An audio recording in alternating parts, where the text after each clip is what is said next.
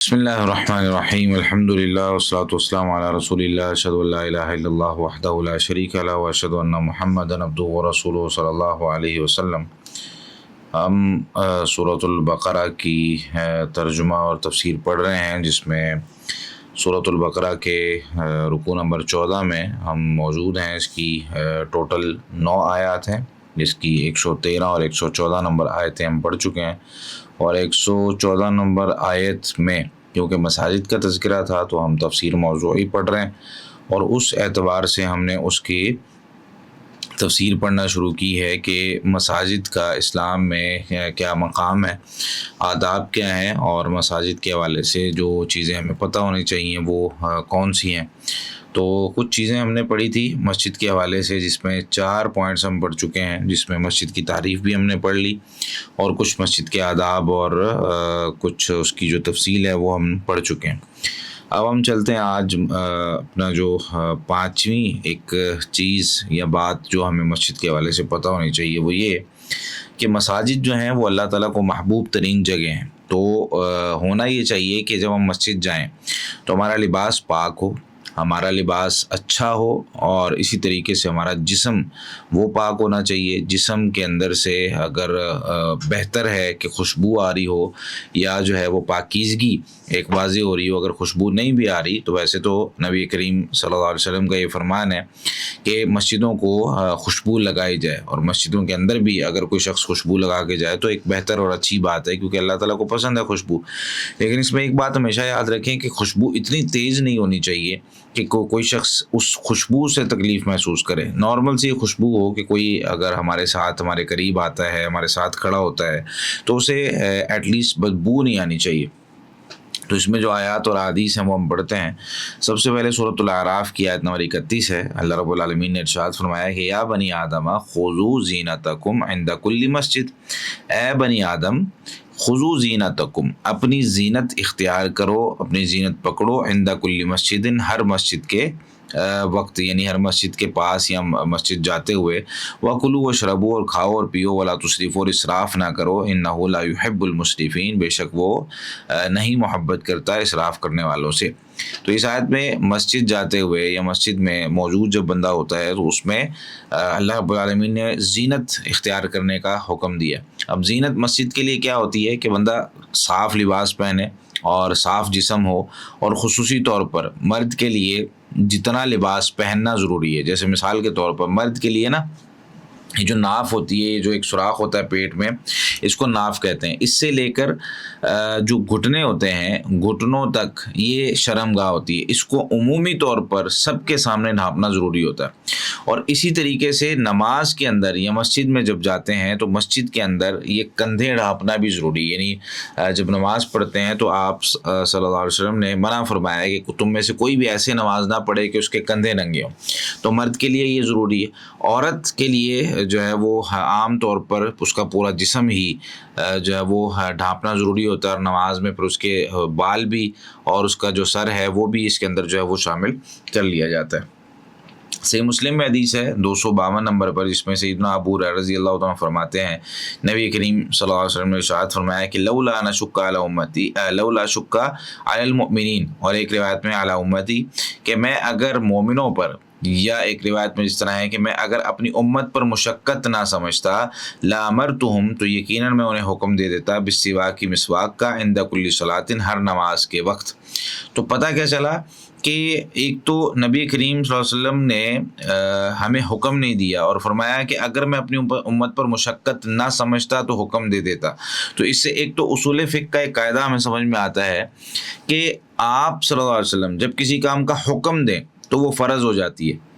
اس حدیث سے کیسے پتہ چلا، یہ اصول کیسے نکلا کہ اگر میں اپنی امت پر مشقت نہ سمجھتا تو انہیں حکم دے دیتا۔ تو ظاہر سی بات ہے جب حکم دیتے تو فرض ہو جاتی اور اس کا سوال کیا جاتا۔ تو میں ترغیب دلا رہا ہوں، حکم نہیں دے رہا تاکہ تم پر فرض نہ ہو جائے۔ تو کوشش یہ کرنی چاہیے، اور یہاں پر کیا لفظ ہے، عند کل صلاۃ،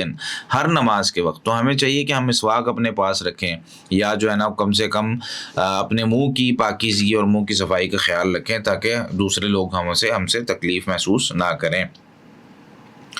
تو اب یہاں پر کچھ لوگ جو ہیں وہ مسجد کے اندر اس طریقے سے آ جاتے ہیں کہ پراگندہ لباس ہوتا ہے، اور عام طور پر اگر کسی بڑے شخص کے پاس سامنے جانا ہو نا، کہ کسی بڑی شخصیت سے ملنا ہو، تو پھر ان کا لباس اتنا زبردست ہوتا ہے، نہا کے اسپیشل اور تیاری کر کے، اور مسجد جانا ہے ویسے ہی جو ہے نا وہ شارٹس پہن لیتے ہیں، کئی دفعہ گھٹنے بھی نظر آ رہے ہوتے ہیں کہ کوئی بات نہیں یار مسجد ہی جانا ہے. تو یہ مسجد کے لیے آداب موضوع نہیں ہے، اللہ رب العالمین کو پسند نہیں ہے. اسی طریقے سے اگر شرمگاہ بندے کی واضح ہو رہی ہے، کئی دفعہ بندہ جو ہے نا وہ پتلا لباس پہن لیتا ہے یا اس طرح کا لباس پہن لیتا ہے جس میں جب سجدے میں جاتا ہے تو پیچھے سے اس کا جسم جو ہے وہ ننگا ہو رہا ہوتا ہے. تو کم سے کم اگر بندہ ٹی شرٹ پہنتا ہے یا کوئی اس طرح کی چیز پہنتا ہے تو ٹی شرٹ اتنی لمبی ہونی چاہیے کہ سجدے میں جاتے ہوئے اس کی کمر نظر نہ آئے. تو یہ ظاہر سی بات ہے مسجد کے آداب اور احترام ہے، اور اللہ رب العالمین نے سورۃ الحج کی آیت نمبر 32 میں ارشاد فرمایا، جیسے کہ ہم نے پہلے بھی پڑھا تھا، ذالک ومن یعظم شعائر اللہ، اور یہ وہ چیزیں ہیں کہ ومن یعظم شعائر اللہ، جو اللہ کی شاعر کی تعظیم کرتا ہے، فإنھا من تقوی القلوب، تو یہ دلوں کا اصل تقوی ہے، یہ دلوں کی پرہیزگاری ہے. یعنی پتہ چلتا ہے بندہ پرہیزگار ہے تو وہ ان چیزوں کا بھی احترام کرتا ہے جن چیزوں کا اللہ رب العالمین کے ہاں مقام اور مرتبہ، جن چیزوں سے اللہ تعالیٰ محبت کرتا ہے تو بندہ اس سے محبت کرتا ہے. کیوں؟ کیونکہ اللہ اسے محبت کرتا ہے. اور ایک حدیث میں سنن ابو داؤد میں 1078 نمبر حدیث ہے، جس میں رسول اللہ صلی اللہ علیہ وسلم نے ارشاد فرمایا، ما علی احدکم ان وجد او ما علی احدکم ان وجدتم ان یتخذ ثوبین لیوم الجمعہ، تم میں سے کسی پر بھی کوئی حرج نہیں ہے. اور فرمایا کہ اگر تم میں سے کوئی شخص اگر کوئی مشقت نہ سمجھے اور اس پہ اس کے پاس استطاعت ہو، ان وجد اگر وہ پا لے، اس کو مل جائے، تو ان یتخذ ثوبین لیوم الجمعہ، تو جمعے کے لیے ایٹ لیسٹ وہ 2 کپڑے علیحدہ بنوا لے، سوا ثوبی محنتی، اپنے کام والے کپڑوں کے علاوہ. یعنی کام والے کپڑے جو پہنے جاتے ہیں مزدوری میں یا جو ہے نا وہ ہم گھر کے کاموں کے لیے پہن رہے ہوتے ہیں، وہی لباس پہن کے ہم نماز کے لیے مسجد چلے جائیں یا جمعے کے لیے خصوصی طور پہ چلے جائیں. تو نبی کریم صلی اللہ علیہ وسلم نے ہمیں ترغیب کیا دلائی ہے کہ جمعے کے دن بھی کوئی اسپیشل لباس ہونا چاہیے. اسپیشل سے مراد یہ نہیں کہ نیا سلوائیں، اسپیشل سے مراد یہ ہے کہ عام جو کپڑے صبح سے پہنے ہوتے ہیں جمعے تک، تو جمعے میں وہ چینج کر لیے جائیں اگر بندہ کام کر رہا ہے. اگر کام نہیں کر رہے ہیں آپ، کام اس طرح کا ہے جس کے اندر جو ہے نا وہ بندہ ایک اچھے ماحول میں بیٹھا ہوتا ہے تو ٹھیک ہے، اس میں بندہ جو ہے وہ وہی کپڑے پہن کے نماز پڑھ سکتا ہے، لیکن صاف ستھرا ہونا چاہیے. چھٹی جو چیز ہم نے سمجھنی ہے مساجد کے حوالے سے وہ یہ کہ کوئی بھی بدبودار چیز کھا کے ہمیں مسجدوں میں نہیں جانا چاہیے. جیسے پیاز ہے، لہسن ہے، یا جو ہے وہ ایک پیاز کی طرح کی ہے ہوتی ہے گندرا جسے کہتے ہیں، ہرا پیاز بھی کہہ لیا جاتا ہے، یا اسی طریقے سے اور جو چیزیں آج کے دور میں کئی لوگ جو ہیں وہ، حالانکہ یہ چیزیں منع ہیں، جیسے مثال کے طور پہ یہ چیزیں تو حلال ہیں، پیاز اور لہسن اور یہ چیزیں حلال ہیں، یہ کھائی جا سکتی ہیں، لیکن کھا کے فوراً مسجد نہیں جانا چاہیے. اگر کچی کھائی جاتی ہیں، پکا کے کھائیں گے تو اس کا اثر ختم ہو جائے گا، لیکن اگر کچی کھائیں گے، کچا پیاز کوئی کھا لیتا ہے تو اس کی ایک بدبو ہوتی ہے جو کہ فرشتوں کو پسند نہیں ہے. تو اللہ تعالیٰ نے اس چیز سے ہمیں منع کر دیا ہے، اور نبی کریم صلی اللہ علیہ وسلم نے اس چیز سے منع کر دیا کہ بھئی ایک ایسی چیز جس سے فرشتے تکلیف محسوس کرتے ہیں، تم نے اس کو استعمال نہیں کرنا. اور یہاں پر کئی لوگ جو ہیں وہ سگریٹ پی کے، نسوار کھا کے یا کوئی مختلف قسم کی نشاور چیزیں استعمال کر کے وہ مسجد جا رہے ہوتے ہیں، تو یہ تو بالکل جو ہے وہ منع ہے، اور یہ ویسے ہی منع ہے، یعنی حرام چیز ہے. اور اسی طریقے سے اس کو اگر ہم اس طریقے سے استعمال کرتے ہیں، جس طرح ہمارے سوسائٹی میں لوگ جو ہیں وہ کوئی بات نہیں، سگریٹ پی رہے ہیں، پھر کبھی کبھی اٹھ کے مسجد چلے گئے، یا یہ چیزیں حرام ہیں، یہ جو ہے نا وہ جائز نہیں ہے. تو صحیح مسلم میں حدیث موجود ہے 563 نمبر پر 563 نمبر پر، جس میں سیدنا جابر رضی اللہ عنہ بیان کرتے ہیں کہ نہا رسول اللہ صلی اللہ علیہ وسلم عن اکل البصل، نبی کریم صلی اللہ علیہ وسلم نے پیاز کھانے سے منع کیا، والقراص، اور گندنا کھانے سے منع کیا. یہ آپ گوگل پہ سرچ کریں گے نا آپ کو آ جائے گا، اس کی تصویریں آ جائے گی. ہرا پیاز جس طرح ہوتا ہے نا لمبا لمبا ایک، تو وہ اس طریقے سے. فغلبتنا الحاجہ، تو کہتے ہیں آپ نے یعنی آپ صلی اللہ علیہ وسلم نے ہمیں یہ دونوں چیزیں کھانے سے منع کی ہوئی تھی. تو فغلبتنا الحاجہ، ہمیں ضرورت محسوس ہوئی ایک دفعہ، تو ہمیں جو ہے نا وہ ہم نے دیکھا کہ بھئی کھانے کے ساتھ یا ویسے ہی ہمارا دل کیا، تو ہم نے جو ہے نا وہ ضرورت جب محسوس ہوئی تو ہم نے فاکلنا منہا، اس سے کھا لیا. یعنی عمومی طور پر یہ حرام نہیں تھا، لیکن کھا کے مسجد جانا منع تھا، جیسے کہ باقی حدیث میں بھی آ رہا ہے تو یہ کھا کے مسجد جانا منع تھا، لیکن ہم نے کھا لیا، اب نماز کا ٹائم ہو گیا اور مسجد پہنچ گئے، تو آپ نے فرمایا کہ من اکل من هذه الشجرہ المنتنہ، جس نے ان بدبودار پودوں سے اور درختوں سے کھایا ہے،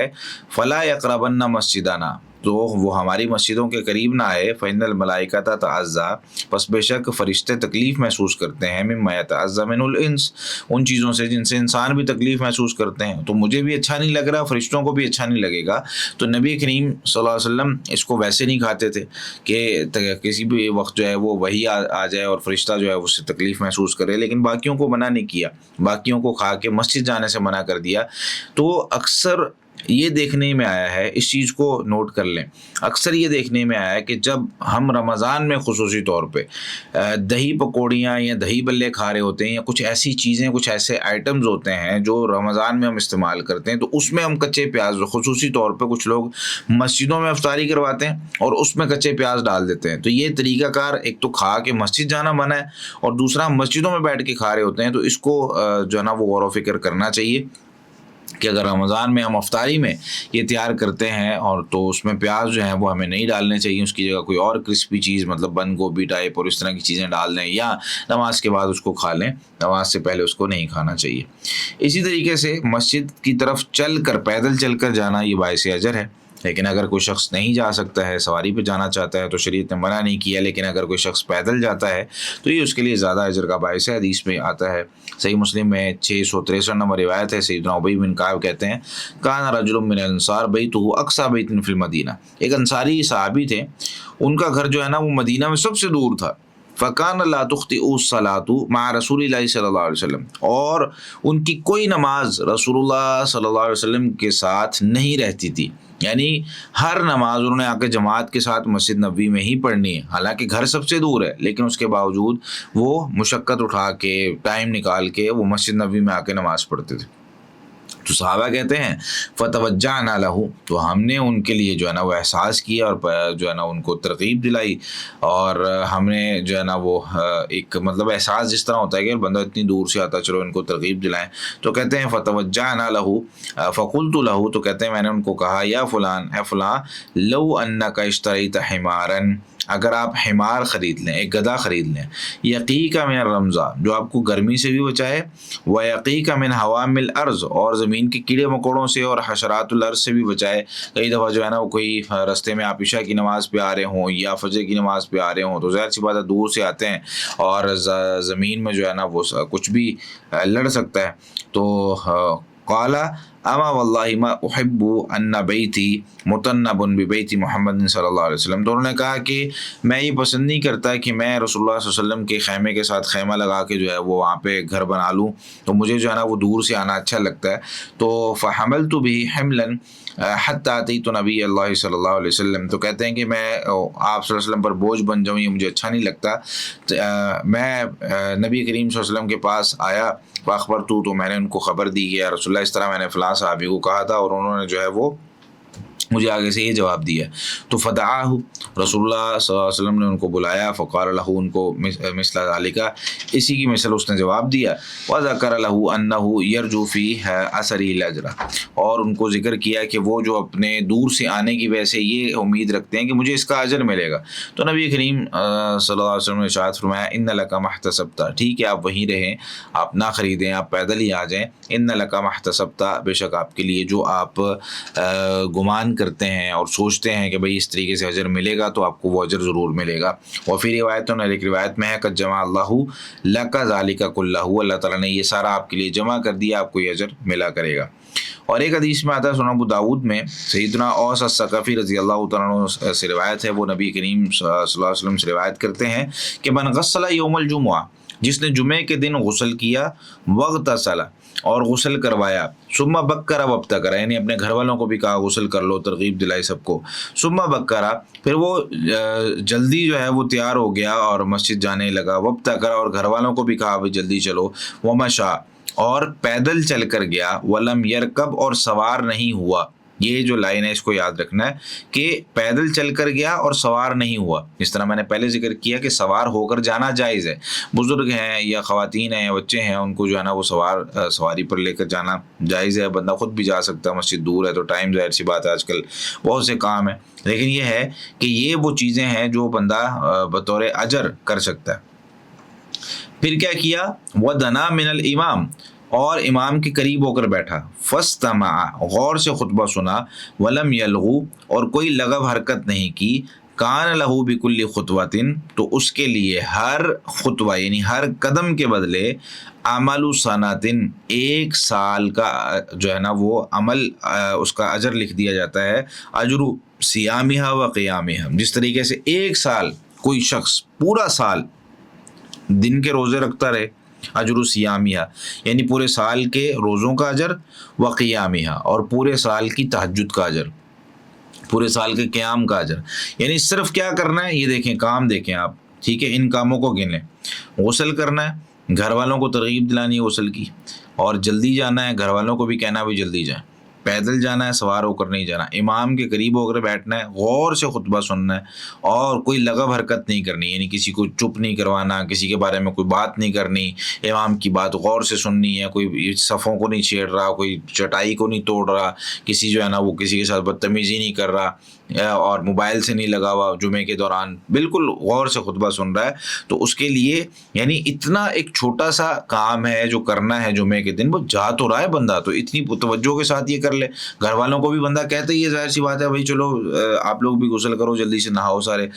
جمعے کے لیے تیار ہونا ہے، تو اس طرح والد صاحب کہہ رہے ہوتے ہیں. تو اسی طریقے سے تو یہ کام کر لیں تو 1 سال کا جو اجر ہے وہ روزوں کا اور قیام کا، یہ کوئی چھوٹا اجر نہیں. ہم میں سے کوئی بھی اتنی طاقت نہیں رکھتا کہ وہ 1 سال تک روزے رکھتا رہے، کوئی بھی اتنی طاقت نہیں رکھتا وہ پورا سال تہجد پڑھتا رہے. کبھی نہ کبھی چھوٹ جاتی ہے، کبھی نہ کبھی جو ہے نا وہ کوئی انسان کی طبیعت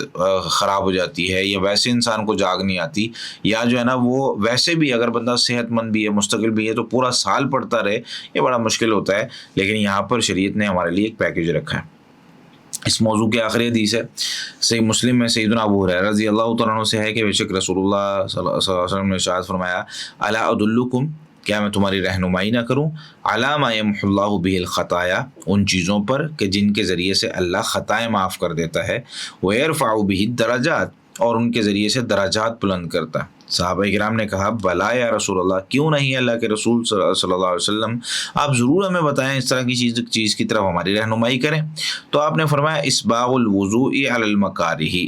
ناپسندیدگی کے باوجود اچھے سے وضو کرنا. یعنی کئی دفعہ بندے کا دل نہیں کر رہا ہوتا، بندہ کہتا ہے یار بھائی دل نہیں کر رہا، یا سردیوں کے دن ہوتے ہیں، ٹھنڈا پانی ہے، اور بندہ جو ہے نا وہ اس کو گرم بستر سے نکلنا بڑا مشکل ہو رہا ہوتا ہے، تو ناپسندیدگی کے باوجود اچھے سے وضو کرنا. وکثرۃ الخطا الی المساجد، اور بہت زیادہ قدم اٹھانا مساجد کی طرف، یعنی ایک نماز پڑھنے گیا پھر واپس آیا، پھر دوسری نماز پڑھنے گیا پھر واپس آیا، تیسری نماز پڑھنے، بار بار مسجد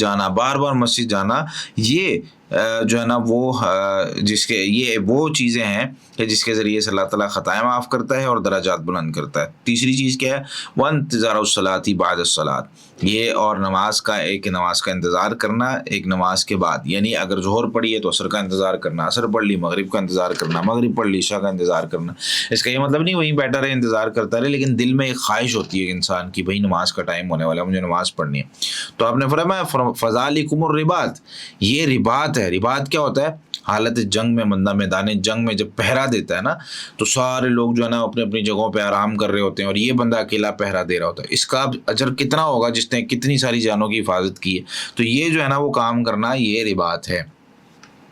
8ویں جو چیز ہے مساجد کے حوالے سے وہ یہ کہ جلدی مسجد جانا چاہیے. جس طرح میں نے کل بھی ذکر کیا تھا کہ ہم لوگ بالکل عین ٹائم پہ جاتے ہیں، اور بس نماز جس طرح پتہ چلا کہ 9:15 بجے ہے تو 9:15 بجے 9:14 پہ اٹھیں گے، کرتے کرتے تکبیر بھی رہ جائے گی، ایک رکعت بھی رہ جاتی ہے کئی دفعہ. یعنی ہمارے ہاں طریقہ کار یہ ہوتا ہے کہ نماز چاہے وہ 1 بجے کر دیں پھر بھی رکعتیں رہ رہی ہوتی ہیں، اس کو 1:15 کر دیں پھر بھی لوگوں کی رکعتیں رہ رہی ہوتی ہیں، اس کو 1:30 بجے کر دیں پھر بھی لوگوں کی رکعتیں رہ رہی ہوتی ہیں. بھائی نماز کا ٹائم اگر آگے کیا گیا ہے تو ہمارے پاس تو پیچھے ٹائم اتنا ہی ہے نا، تو ہمیں تو پورا ٹائم پہ پہنچنا چاہیے. لیکن نہیں، جتنے بجے مرضی کر دیں، لوگ لوگ جو ہے اب جمعے کا ٹائم دیکھ لیں، جمعے کا ٹائم جتنا مرضی لوگ جو ہیں وہ لیٹ آ رہے ہوتے ہیں. تو اس میں حدیث ہے جس میں یعنی صحیح بخاری اور صحیح مسلم میں حدیث ہے سیدنا ابو ہریرہ رضی اللہ تعالیٰ عنہ سے کہ بے شک نبی کریم صلی اللہ علیہ وسلم نے ارشاد فرمایا لو یعلم الناس، اگر لوگ جان لیں ما فی الندائی کہ اذان میں کتنا اجر ہے، یعنی اذان دینے کا کتنا اجر ہے، والصف الاول اور پہلی صف میں پہنچنے کا کتنا اجر ہے، ثم لم یجدوا پھر نہ وہ پائیں کوئی چارہ کہ کس طریقے سے وہ وہاں پہ پہنچیں، الا ان یستحموا علیہ مگر ایک طریقہ کار ان کے پاس ہو کہ وہ اس پر قرآن دازی کر سکیں، لستحموا تو یقیناً وہ اس پر قرآن دازی کریں گے. لوگوں کو اگر پتہ چل جائے نا پہلی صف میں پہنچنے کا اجر کیا ہے تو لوگ پھر قرآن دازی کریں، یار بھائی نام ڈال لو سب کے، میرا اگر نکل آیا مجھے آگے بیٹھنے کی جو ہے نا وہ دے دو،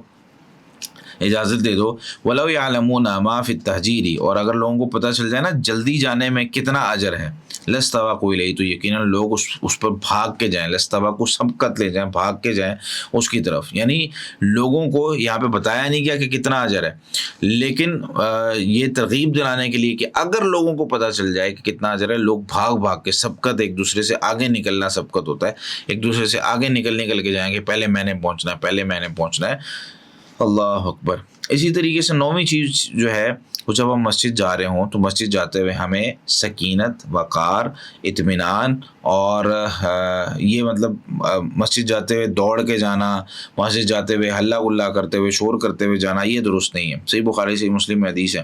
سیدنا ابو ہریرہ رضی اللہ تعالیٰ عنہ سے روایت کیا گیا کہ بے شک نبی کریم صلی اللہ علیہ وسلم نے ارشاد فرمایا اذا سمعتم الاقامہ جب تم اقامت سنو، یعنی کہیں تو تمہیں آواز آ گئی، نماز کھڑی ہو گئی ہے اور تم مسجد کے لیے نکلے ہوئے ہو تو فمشوا الی الصلاۃ تو نماز کی طرف نا آرام سے چل کر جاؤ، دوڑ کے نہیں جانا. وعلیکم بالسکینۃ والوقار اور لازم پکڑو سکینت اور وقار کو. مسلمان ہے، ہیبت ہے، تمہارا ایک وقار ہے، تمہاری ایک عزت ہے معاشرے کے اندر، تو تم ایک جو ہے نا وہ اچھے مسلمان بن کے جاؤ. ولا تسرعوا اور جلدی نہ کرو، دوڑو نہ. فما ادرکتم فصلوا اصول کیا ہے، فما ادرکتم جو تم پالو، فصلوا نماز وہ پڑھ لو، وما فاتکم اور جو تم سے رہ جائے فوت ہو جائے فاتموا اس کو مکمل کر لو. تو فاتموں کا مطلب یہ ہوتا ہے کہ ایک چیز شروع سے ہم کرتے ہوئے آ رہے ہیں اور جو رہ گئی ہے وہ لاسٹ میں پوری کرنی ہے، اتمام کرنا ہے اس کا، تو یہ ہے فاتموں.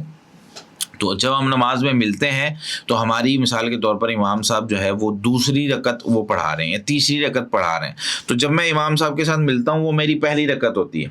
اب میری پہلی رکعت ہے، امام صاحب کی تیسری رکعت ہے، ٹھیک ہے. امام صاحب نے چوتھی پڑھائی تو میری دوسری رکعت ہے. اب امام صاحب نے سلام پھیر دیا تو میں تیسری اور چوتھی پڑھوں گا، یعنی میری پہلی اور دوسری جو رہ گئی تھی وہ لاسٹ میں نہیں پڑھنی میں نے، میری پہلی اور دوسری وہ تھی جب میں ملا ہوں، ٹھیک ہے. میں نے جو آخر میں پوری کرنی ہے وہ رکھتے ہیں جو میری رہ گئی ہوئی ہیں آخر میں، یعنی امام صاحب کی جو تیسری تھی وہ میری پہلی ہے، امام صاحب کی جو چوتھی تھی وہ میری دوسری ہے. امام صاحب نے جیسی سلام پھیرا تو میری جو ہے وہ تیسری رکعت اور چوتھی رکعت ہے، میں اس طریقے سے اس کو پڑھوں گا. ایک تو یہ اس سے پتہ چل گیا، اور یہ اصول پتہ چلا فما ادرکتم فصلوا جو تمہیں مل جائے تم اس کو پڑھ لو. یعنی اگر ہم رکوع میں ملتے ہیں تو ہمیں جا کے رکوع میں مل جانا چاہیے، اگر ہم سجدے میں ملتے ہیں ہمیں جا کے سجدے میں مل جانا چاہیے. کچھ لوگ اس میں انتظار کر رہے ہوتے ہیں کہ امام صاحب اگلی رکعت میں کھڑے ہوں گے تب میں مل جاؤں گا. اور بھائی ایک سجدہ زیادہ مل جائے، ایک رکوع زیادہ مل جائے، آدھی رکعت زیادہ مل جائے، ٹھیک ہے وہ رکعت کاؤنٹ تو نہیں ہو رہی لیکن کم سے کم اس کا ثواب تو مل رہا ہے.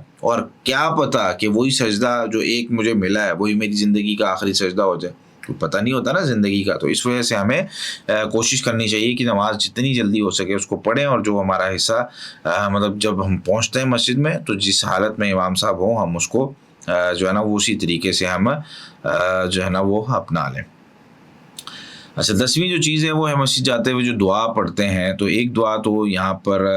جو موجود ہے وہ سیدنا عبداللہ بن عباس رضی اللہ تعالیٰ عنہ نے ایک دفعہ نا اپنی خالہ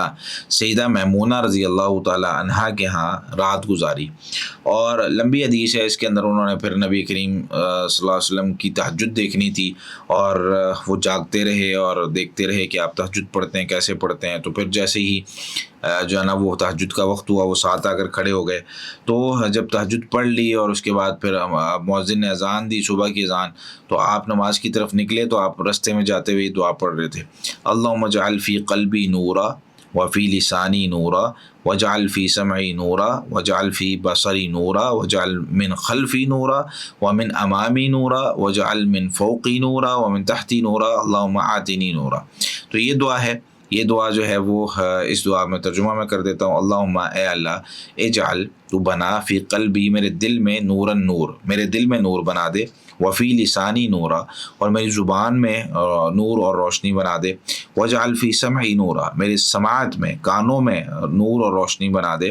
وجعل فی بصری نورا اور میری آنکھوں میں نظروں میں نور بنا دے، وجعل من خلفی نورا اور میرے پیچھے نور بنا دے، ومن امامی نورا میرے سامنے نور بنا دے، وجعل من فوقی نورا میرے اوپر نور بنا دے، ومن تحتی نورا اور میرے نیچے نور بنا دے، اللہم آتنی نورا اے اللہ مجھے نور عطا فرما.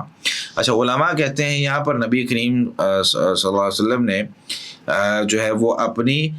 سأل النور فی اعضائہ اپنے اعضاء جسم کے تمام حصوں میں نور مانگا، و جہاتہ اور اپنی تمام سائڈز جتنی بھی جو ہے نا وہ انسان کے ایریاز ہیں وہاں پہ نور مانگا. اور والمراد بھی بیان الحق کی وضیاءہ والہدایۃ الیہ اور مراد اس سے یہ ہے کہ حق کو بیان کرنا اور اس کی روشنی اور اس کی طرف ہدایت، یعنی اللہ تعالیٰ کی طرف سے ہم روشنی لے رہے ہیں، ہدایت لے رہے ہیں اور حق کو واضح جو ہے نا وہ اللہ تعالیٰ ہمارے لیے حق کو واضح کر دے، یہ چیز جو ہے وہ ہم اللہ تعالیٰ سے مانگ رہے ہوتے ہیں. تو ہر جگہ پر نبی کریم صلی اللہ علیہ وسلم نے نور اللہ تعالیٰ سے مانگا ہے، اپنے تمام اعضاء میں، جسم میں، تصرفات میں، اپنے تقلبات میں، اپنے حالات میں اور تمام جو ہے وہ جہاد میں یہ اللہ تعالیٰ سے مانگا ہے. آخری جو آج کا ٹاپک ہے وہ ہم پڑھتے ہیں، اس کے بعد انشاءاللہ پھر آپ لوگوں کے سوالات کی طرف چلتے ہیں. باقی جو ہے وہ اس کو آگے پورا کریں گے کیونکہ موضوع ہمارا جو ہے وہ اس طرح کا ہے کہ اس کو سمجھنا اور آہستہ آہستہ پڑھنا بہت ضروری ہے. اچھا آگے جو ابھی ہم حدیثیں پڑھنے لگے نا، 2-3 حدیثیں ہیں اس میں، تو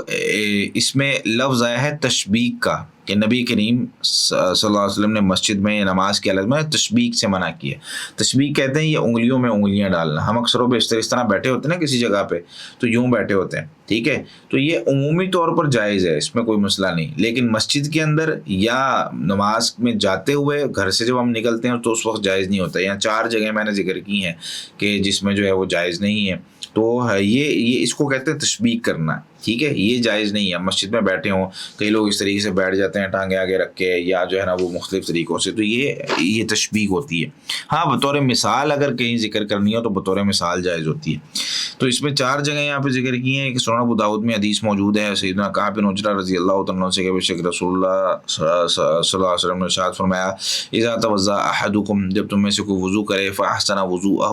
تو اچھے سے اپنا وضو کرے، ثم خرج عامدا الی المسجد تو پھر مسجد کی طرف جو ہے وہ مسجد کی طرف جانے کا ارادہ کر کے نکلے، فلا یشبکن بین اصابعہ فانہ فی صلاۃ بس بے شک وہ ہرگز اپنی انگلیوں کے درمیان تشبیک نہ دے، ایسے نہ کرے، فانہ فی صلاۃ بس بے شک وہ نماز میں ہے. تو نماز میں یہ منع کر دیا گیا. نماز سے پہلے کیونکہ بندہ نماز میں ہی ہے، مطلب اس کو اجر نماز کا مل رہا ہوتا ہے، تو اس لیے اس وقت بھی منع کر دیا گیا. اور اسی طریقے سے جب نماز کا انتظار کر رہا ہو مسجد میں اس وقت بھی نہیں کرنا. ابن خزیمہ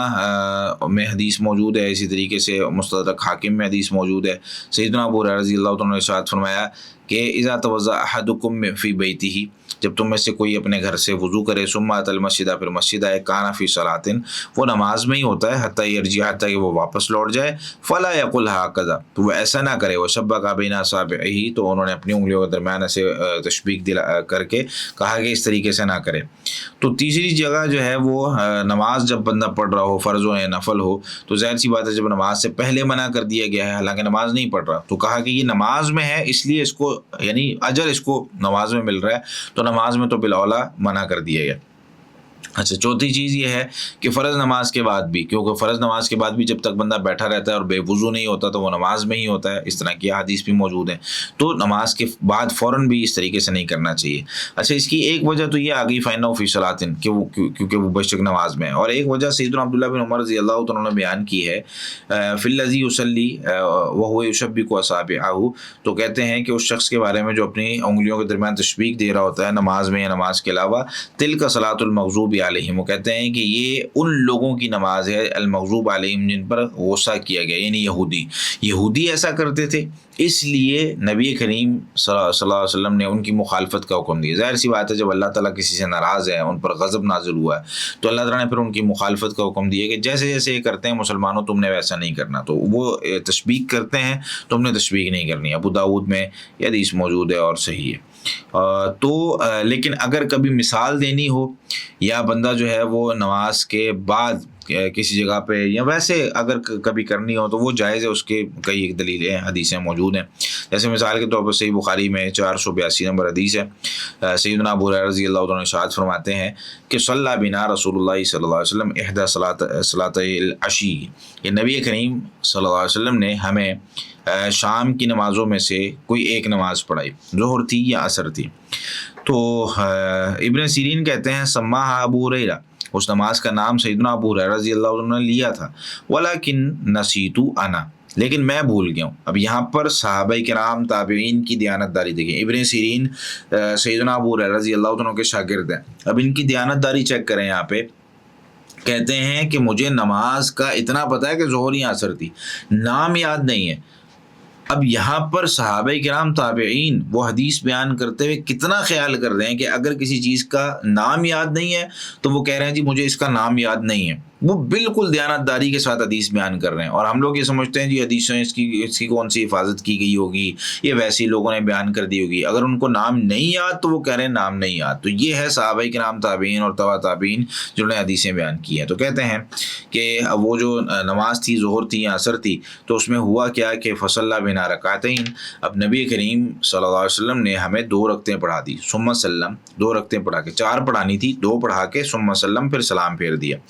فقام الی خشبۃ معروضۃ فی المسجد، مسجد میں ایک لکڑی جو ہے نا وہ لگی ہوئی تھی سامنے کی طرف، تو وہاں چلے گئے، فتقع علیہا کأنہ غضبان، اس پر جا کر نا ٹیک لگا کے کھڑے ہو گئے، ایسے لگ رہا تھا جیسے غصے میں ہے، یعنی مسکرا نہیں رہے تھے۔ ووضع یدہ الیمنی علی الیسری، اور اپنا دایاں ہاتھ بائیں پر رکھا، وشبک بین اصابعہ، اور اپنی انگلیوں کے درمیان تشبیک کر کے ایسے کھڑے ہو گئے، ٹھیک ہے۔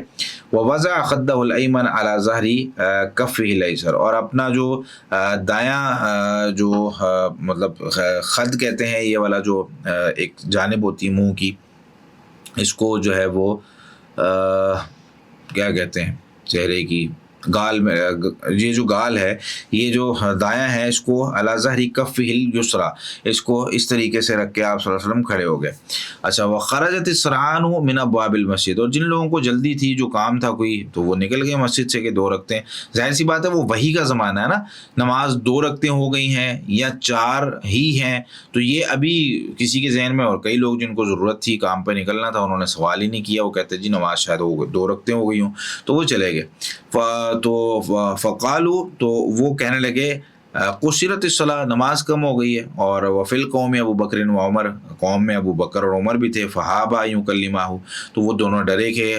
رسول اللہ صلی اللہ علیہ وسلم سے کلام کیسے کریں، یعنی یہ ہیبت تھی آپ صلی اللہ علیہ وسلم کی، گھل مل کے بھی رہتے تھے، ہنسی مذاق بھی کرتے تھے، لیکن ہیبت اور علم کا ایک روب اور دبدبہ، اور جو اللہ رب العالمین نے ایک مقام اور مرتبہ نبی کریم صلی اللہ علیہ وسلم کا رکھا تھا، وہ بھی قائم تھا کہ ابو بکر اور عمر بھی ہیں لیکن بات نہیں کرنے،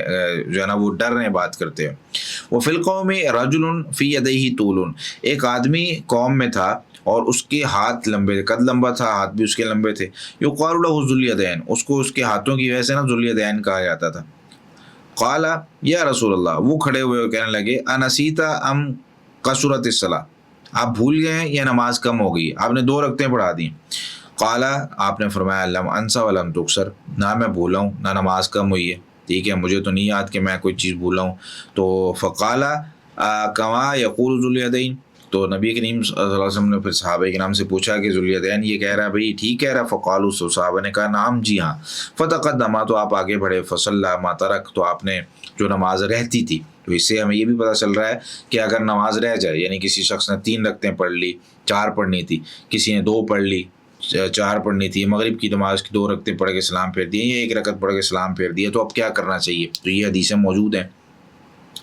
تو اس سے یہ بھی پتہ چلا کہ پوری نماز، یعنی اگر کسی کی 2 رکعتیں پڑھ کے سلام پھیر دیا، اور یہ کئی لوگوں کے ذہنوں میں یہ بات ہوتی ہے نا کہ اگر کسی سے بات کر لی ہے تو پھر شروع سے پڑھنی پڑے گی. اگر کسی سے بات نہیں کی ہے تو پھر کیا کرنا پڑے گا, پھر جو ہے نا وہ وہیں سے نماز پڑھ لیں گے. ایسی کوئی بات نہیں. اب دیکھیں بات بھی کر لی انہوں نے, 2 رکعتیں پڑھائی تھی نا, اس کے بعد بات کر رہے ہیں آپس میں, ٹھیک ہے, نبی کریم صلی اللہ علیہ وسلم سے سوال ہو رہا ہے, وہ جواب دے رہے ہیں, لیکن اس کے بعد کیا کیا آپ نے,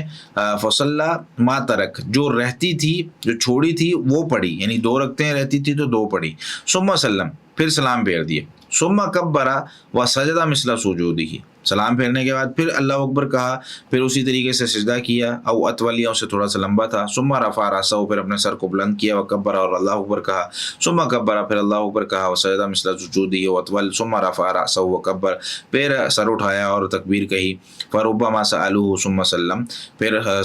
جو تابعین تھے انہوں نے سوال کیا, پھر سلام بھی پھیرا. ويقول نبئت ان عمران بن حسین قال سلم, پھر عمران بن حسین کہتے ہیں کہ انہوں نے سلام بھی پھیرا. یعنی پھر 2 سجدے کرنے, سجدہ صاحب جس کو کہتے ہیں, اور پھر سجدہ صاحب کرنے کے بعد بھی سلام پھیرنا ہے. یہ طریقہ کار اس حدیث میں موجود ہے. ٹھیک ہو گیا, تو ہمیں پتہ چلا, مطلب اس میں سے مسئلے تو اور بہت سارے نکلتے ہیں, لیکن ہمارے لیے جو تشبیق والی بات تھی کہ آپ نے مسجد کے اندر تشبیق جو ہے وہ دی ہے, تو یہ جائز بھی ہے. اور صحیح بخاری میں 481 نمبر حدیث ہے, آج کی جو ہماری آخری حدیث ہے. سیدنا ابو موسیٰ رضی اللہ تعالیٰ عنہ نبی کریم صلی اللہ علیہ وسلم سے روایت کرتے ہیں کہ آپ نے فرمایا, ایک دفعہ آپ سمجھا رہے تھے صحابہ کرام کو, تو کہنے لگے ان المؤمن للمؤمن کالبنیان, کہ بے شک مومن کے لیے نا عمارت کی طرح ہوتا ہے, بلڈنگ کی طرح ہوتا ہے. یشد بعضہ بعضا, وہ ایک دوسرے کو مضبوط کرتا ہے, ایک دوسرے کی جڑیں نہیں کھینچتا, ایک دوسرے کو تکلیف نہیں دیتا, ایک دوسرے کو یہ نہیں کرتا کہ بھائی یہ کسی طریقے سے آگے نہ نکل جائے, ایک دوسرے کے خلاف حسد, کینہ, بغض, پلاننگز کرنا, ایک دوسرے کو گرانے کی کوشش کرنا. مومن یہ نہیں ہوتا. وہ شبک اصابع, اور آپ نے اس طریقے سے ہاتھوں میں انگلیاں ڈال کے, انگلیاں اس طریقے سے بتایا کہ مومن جو ہے وہ ایک دوسرے کو مضبوط کرتا ہے. یہ ہوتا ہے مومن. مومن یہ نہیں ہوتا جو ہمارے سوسائٹی میں مومن چلا جو ہے نا وہ اپنے آپ کو کہہ رہے ہیں کہ ادھر سے منہ پہ جو ہے نا وہ اپنے ہیں, اور پیچھے جا کے ٹانگیں کھینچ رہے ہوتے ہیں, اور پیچھے جا کے جو غیبتیں کر رہے ہوتے ہیں. تو یہ مومن نہیں ہوتا. تو یہاں تک جو ہے ہم رکھتے ہیں. اللہ تعالیٰ سے دعا ہے کہ اللہ تعالیٰ سمجھنے کی توفیق عطا فرمائے. آپ لوگوں کے کوئی سوالات ہیں تو وہ آپ لوگ کر سکتے ہیں. Recording stopped. جی, تو میں نے آپ لوگوں کے مائک کھول دیے. جی.